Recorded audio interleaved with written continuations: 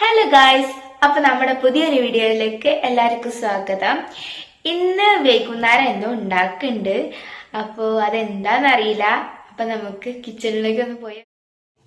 ഇവിടെ വന്നപ്പോൾ ഇതാ അമ്മ പൊറാട്ട ചുടുന്നേ. അപ്പം ഞാൻ ചോദിച്ചു, ഇവിടെ എന്താ ഇപ്പോൾ പൊറാട്ടയൊക്കെ വെച്ചുണ്ടാക്കണമെന്ന് ചോദിച്ചപ്പോൾ അമ്മ പറഞ്ഞു ഇന്ന് കിഴി പൊറാട്ടയാണ് എന്ന്. അപ്പം എന്നാൽ നമുക്കിന്ന് ഈ കിഴി പൊറാട്ടേൻ്റെ റെസിപ്പി ഒന്ന് കണ്ടാലോ. അപ്പോൾ ഓരോ പൊറാട്ടയും ഇങ്ങനെ ചുട്ടുകൊണ്ടിരിക്കുകയായിരുന്നു അമ്മ. അതിൻ്റെ ഇടയിലാണ് ഞാൻ ഈ കയറി വന്നതും അമ്മേനോട് ചോദിച്ചതും ഒക്കെ.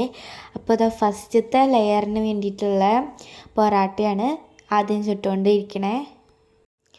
ഞാൻ ആദ്യമായിട്ടാണ് കിഴി പൊറോട്ട കഴിക്കാൻ പോണത്. ഫസ്റ്റ് ടൈം ആയതുകൊണ്ട്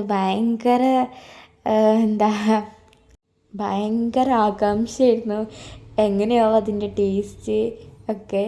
അപ്പോൾ ഇതാ ഫസ്റ്റത്തെ പൊറോട്ട ചുട്ടെടുത്തു. രണ്ടാമത്തേത് വെച്ചിട്ടുണ്ട്. രണ്ടാമത്തേതും ചുട്ട് വന്നിട്ടുണ്ട്. അപ്പോൾ ഇതാ അമ്മ മൂന്നാമത്തെ പൊറോട്ടയ്ക്ക് അവിടെ ഇട്ട് ഇപ്പം അത് ഒക്കെ റെഡിയായി വന്നു. അപ്പം നമ്മുടെ 3 പൊറോട്ടയും കൂടി അമ്മ അടിക്കുകയാണ്. ഈ അടിക്കണതൊന്നും ശരിയായി എന്നൊന്നും വരില്ല. അത് ഞങ്ങൾക്കറിയണ പോലെ ചെയ്തത്. അതിന് ശേഷം വാഴൻ്റെ ഇല വാട്ടണം. അങ്ങനെ വാഴൻ്റെ ഇല വാട്ടി കഴിഞ്ഞതിന് ശേഷം നമ്മളൊരു സ്ഥലത്ത് വെച്ച് അതിൻ്റെ മുകളിൽ വേറൊരു വാഴൻ്റെ ഇല വെക്കണം.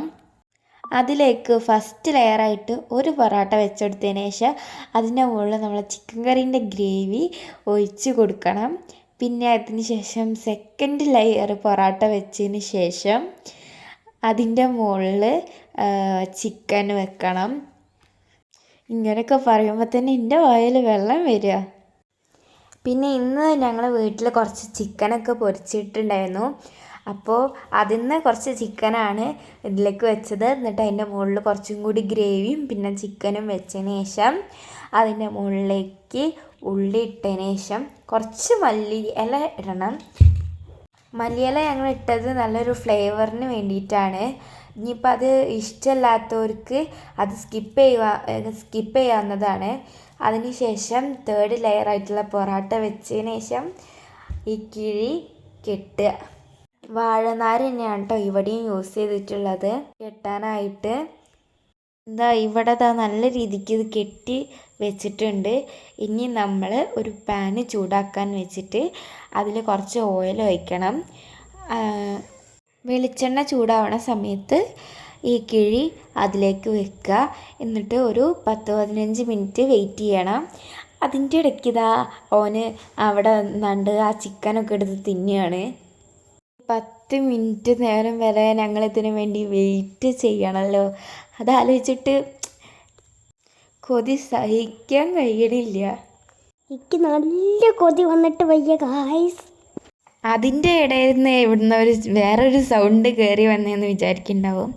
അതിൻ്റെ അനിയനാണ്, ഓൻ്റെ വോയിസാണ് അത് കേട്ടോ. അതിന് ശേഷം നമ്മുടെ 10 മിനിറ്റിന് ശേഷം നമ്മുടെ കിഴി പുറത്തെടുത്ത് പ്ലേറ്റിൽ വെച്ചു. ഞങ്ങളെല്ലാവരും ഇതിങ്ങനെ നോക്കി നിൽക്കായിരുന്നു എപ്പോഴത് കിട്ടുക എന്നൊക്കെ.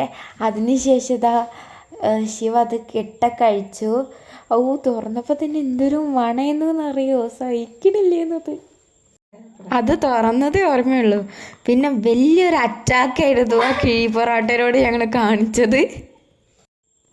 എന്തൊരു ടേസ്റ്റ് ആയിരുന്നു അറിയോ അതിന്. ഞങ്ങൾക്ക് പിന്നെയും കഴിക്കാനായിരുന്നു തോന്നിയിരുന്നത്.